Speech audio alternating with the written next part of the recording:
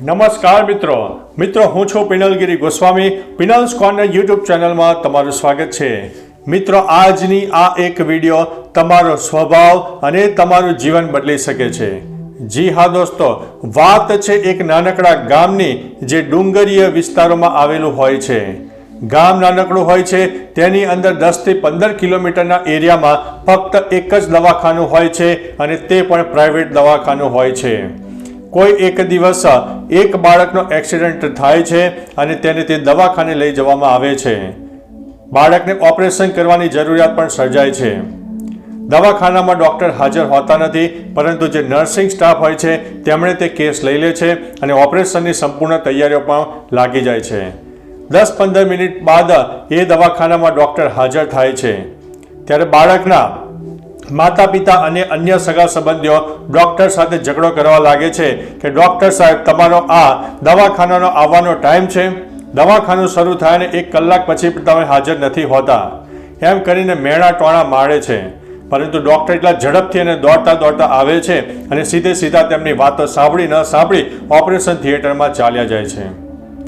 1 થી 1.5 કલાક ઓપરેશન ચાલે છે અને ઓપરેશન બાદ ડૉક્ટર એ ઓપરેશન થિયેટરમાંથી બહાર આવે છે. ત્યારે તેના સગા સંબંધીઓ ફરીથી તેમની પાસે ઝઘડો કરવા લાગે છે કે ડૉક્ટર, તમે ખૂબ જ અભિમાની છો, તમે કોઈ પણ જવાબ પણ આપતા નથી, મારા દીકરાને શું થયું, તેનું ઓપરેશન કેવું રહ્યું, તે તમામ પ્રકારની માહિતી અમને આપો. ડૉક્ટર ફરીથી કહે છે કે ભાઈ, મારી પાસે અત્યારે સમય નથી, તમારે જે કંઈ પૂછવું હોય અમારા જે નર્સ છે તેમને પૂછી લેજો, મારે જવાનો સમય થઈ ગયો છે. એમ કરીને ડૉક્ટર સાંભળ્યું ન સાંભળ્યું ત્યાંથી દોડતા જલ્દીથી પોતાની ગાડી લઈને ત્યાંથી દોડ્યા જાય છે. ત્યારે તે સગા સંબંધીઓ નર્સિંગ સ્ટાફ હોય છે તેને પૂછે છે કે બેનજી, મારો દીકરો કેવો છે? ત્યારે બહેન કહે છે કે ભાઈ, ચિંતા ન કરશો, ઓપરેશન સફળ રહ્યું છે અને તમારો દીકરો અત્યારે સ્વસ્થ છે. પરંતુ તેમણે જણાવે છે કે આ ડૉક્ટર સાહેબ અમને બરાબર જવાબ આપતા નથી, તે તમને અમારો જે પ્રશ્ન પૂછે તે તમને જવાબ આપતા નથી, ડૉક્ટર સમયસર આવતા નથી, તો આવું કેમ? ડૉક્ટરને આટલું બધું અભિમાન કેમ? ઓપરેશન થિયેટરમાંથી બહાર નીકળ્યા પછી પણ અમારી સાથે સરખી વાત પણ કરી નથી અને સીધા દોડતા ચાલ્યા ગયા. ત્યારે પેલા જે નર્સ હોય છે ને, એ નર્સ ખૂબ જ એક આદર ભાવ સાથે એ જે પેશન્ટના સગા સંબંધીઓ હોય છે ને તેમને જણાવે છે કે ભાઈ, તમે એક કહેવાય ને કે આ ડૉક્ટર ખરેખર ખૂબ જ સારા ડૉક્ટર છે. તો પેલા કહે છે, કઈ રીતે સારા હોય છે? ડૉક્ટર દવાખાનામાં સમયસર આવતા નથી, જવાબ આપતા નથી, આટલા બધા અભિમાની ડૉક્ટર છે અને તમે કહો છો કે ડૉક્ટર ખૂબ સારા છે. ત્યારે નર્સનો જે સ્ટાફ હોય છે તે કહે છે કે ભાઈ, ખરેખર તમારા દીકરાની ચિંતા હતી. તમને એમ થયું હશે કે આ ડૉક્ટરનો દીકરો કદાચ ઓપરેશન થિયેટરમાં હોત તો શું ડૉક્ટર વહેલા ન આવત? પરંતુ નર્સ કહે છે કે તમે અત્યારે જે પરિસ્થિતિમાં છો એના પણ ખરાબ પરિસ્થિતિમાં ડૉક્ટર થઈને આવ્યા છે. તમારે સવારે જ્યારે ઓપરેશનનો સમય હતો ત્યારે એમનો જે છોકરો હતો તે અકસ્માતે એક મૃત્યુ પામે છે અને પોતાના ખોળામાં પોતાનો દીકરો મૃત્યુની હાલતમાં હોય છે અને ડૉક્ટર પર ફોન આવે છે કે તમારા દવાખાનામાં એક અર્જન્ટ પેશન્ટ આવ્યું છે, ઓપરેશનની જરૂરિયાત છે.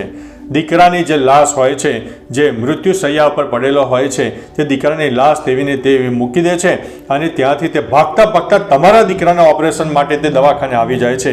1 થી 1.5 કલાકના ઓપરેશન બાદ તે પછીથી જાય છે તો કેમ ઉતાવળે જાય છે? કારણ કે તેમને પોતાના દીકરાનો જે સ્મશાનની જે ક્રિયા હોય છે, અગ્નિ સંસ્કાર હોય છે, તે તેમને પૂર્ણ કરવાનો હોય છે, એટલા માટે તે ઝડપથી ચાલ્યા જાય છે. એટલે જે સગા સંબંધીઓ હોય છે તે સ્તબ્ધ થઈ જાય છે અને તે ખરેખર પોતાને ખૂબ જ એક દુઃખ થાય છે કે અમે ડૉક્ટર પાસે આવી રીતે વાત કરી. તો મિત્રો, કહેવાય છે ને કે જીવનમાં જોયા જાણ્યા વગર કોઈને મેણા ટોણા મારવા એ યોગ્ય નથી. તમે પરિસ્થિતિને સમજો, વિચારો, પરિસ્થિતિને સાંભળો કે શું તેની પાછળ ચાલી રહ્યું છે. કોઈ પણ કારણ વગર કોઈની સાથે ઝઘડો ન કરો, કોઈની સાથે મેણા ટોણા ન મારો. પરિસ્થિતિને હંમેશા વાકેફ રહો.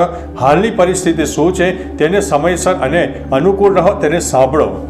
એટલે મિત્રો, તમે પણ જીવનમાં કોઈ ઉતાવળું પગલું ભરતા હોય અને પરિસ્થિતિને જોયા જાણ્યા વગર આવું કંઈક પગલું લેતા હોય ને તો થોડું વિચારજો. તો મિત્રો, આશા છે કે આ વિડીયો તમને પસંદ આવી હશે અને મિત્રો, જીવનમાં એવું કંઈક કરો કે દુનિયા આખી પણ વિચારે કે મારે પણ આના જેવું કરવું છે. મિત્રો, ફરીથી એક નવી મોટિવેશનલ સ્ટોરી લઈને મળતા રહીશો. ત્યાં સુધી અમને રજા આપશો. નમસ્તે.